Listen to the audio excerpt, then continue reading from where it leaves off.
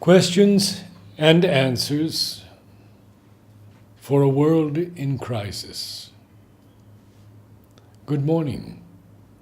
Today, our subject is perfection, and we have the words of the Mother to guide us in understanding the term. Though we may seek perfection in different areas of accomplishment, in work, and many other ways, what is perfection, truly? The Mother answers. Some people put perfection at the apex. It is generally thought that perfection is the maximum one can do. But I say that perfection is not the apex. It is not an extreme. There is no extreme. Whatever you may do, there is always the possibility of something better. And it is exactly this possibility of something better which is the very meaning of progress. Question to the Mother. Since there is no extreme, how can we attain perfection? If we make some progress, could it be said that we are going towards perfection? Mother replies, you are mixing up perfection and progress. You do not necessarily progress towards perfection. In progress, there is perhaps a certain perfection, but it can't be said that progress is perfection. Progress is rather an ascent. Perfection is a harmony, an equilibrium. But what is equilibrium? Who here has studied a little physics? In a balance, when the two scales are equally loaded, it is said that an equilibrium is established. That's it. And so what do I mean when I say that perfection is an equilibrium? The idea of perfection is something which comes to us from the divine. It descends from plane to plane, and we climb back from plane to plane. This is still an evolutionary idea. It is always said that when a creation reaches its maximum possibility, this is perfection. But it is not that. And it is exactly against this idea that I protest.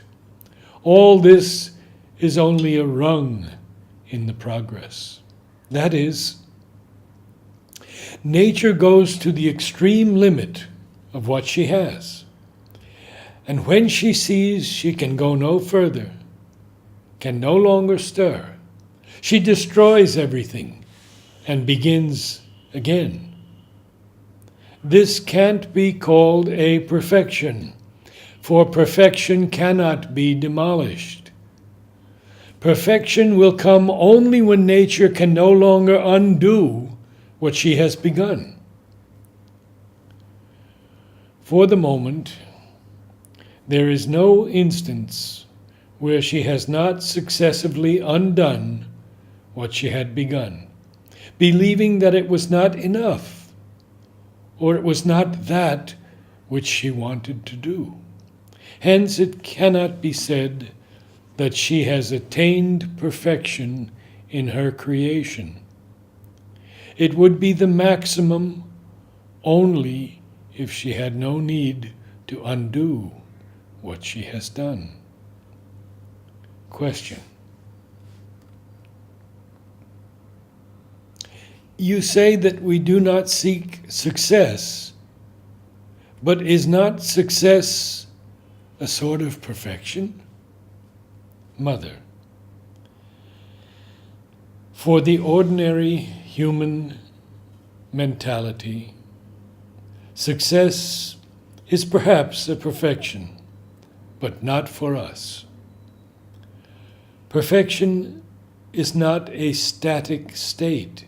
It is an equilibrium, but a progressive, dynamic equilibrium.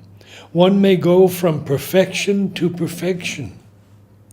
There can come a state from which it would not be necessary to descend to a lower rung in order to go farther.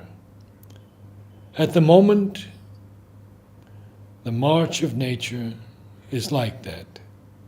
But in this new state, instead of being obliged to go back, to be able to start again, one can walk always forward without ever stopping.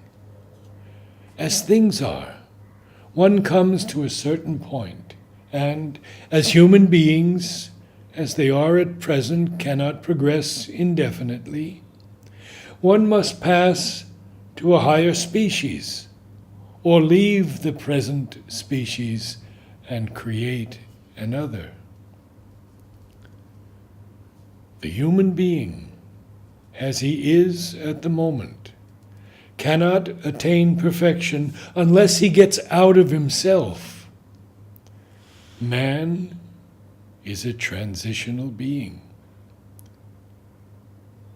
In ordinary language, it may be said, "Oh, this man is perfect." But that is a literary figure. The maximum a human being can attain just now is an equilibrium, which is not progressive. He may attain perhaps a static equilibrium, but all that is static can be broken for lack of progress. Question: is not perfection the fulfillment of the divine in all the parts of the being? Mother, no. What you are thinking of is again a rung in progress and not perfection. Now, we are going to try to find a definition which can fit all instances, that is, the individual, the collectivity, the earth, and the universe. We may say that perfection will be attained in the individual, the collectivity, on the earth, and in the universe when at every moment the receptivity will be equal in quality and quantity to the force which wants to manifest. That is the supreme equilibrium. Hence there must be a perfect equilibrium between what comes from above and what answers from below. And when the two meet, that is perfect equilibrium, which is the realization, a realization in constant progress. It is better to be than to seem. We do not need to appear to be good if our sincerity is perfect. And by perfect sincerity, we mean that all our thoughts, feelings, sensations, and actions should express nothing but the central truth of our being. When you are absolutely sincere, you make a constant effort to live in harmony with the highest ideal of your being, the truth of your being. At every moment, in all that you think, all that you feel, and all that you do, you try as perfectly as possible, as completely as possible, to put yourself in harmony with the highest ideal, or, if you are conscious of it, with the truth of your being. Then you have reached true sincerity. And if you are like that, if truly you do not act from egoistic motives or for personal reasons, if you act guided by your inner truth, that is, if you are perfectly sincere, it is absolutely the same to you whether the whole world judges you in one way or another.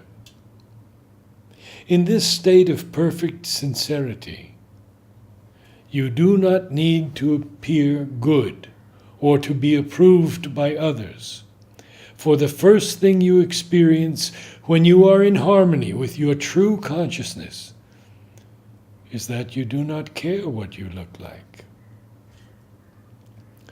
Whether you look like this or like that, whether you seem indifferent, cold, distant, proud, all this is of no importance, provided, I repeat this, you are absolutely sincere.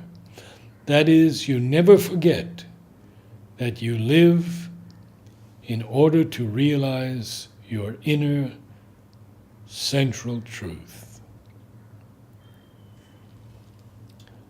Question. Does not perfection consist in pleasing the divine and no one else? Yes, if you like, but when one is not absolutely sincere, one deceives oneself very easily. And if one feels comfortable, one says, "Oh, I am sure that I please the divine." And from Sri Aurobindo, the synthesis of yoga, the perfection of equality. The very first necessity for spiritual perfection is a perfect equality. Perfection, in the sense in which we use it in yoga, means a growth out of a lower undivine into a higher divine nature. In terms of knowledge, it is a putting on the being of the higher self and a casting away of the darker, broken, lower self, or a transforming of our imperfect state into the rounded, luminous fullness of our real and spiritual personality.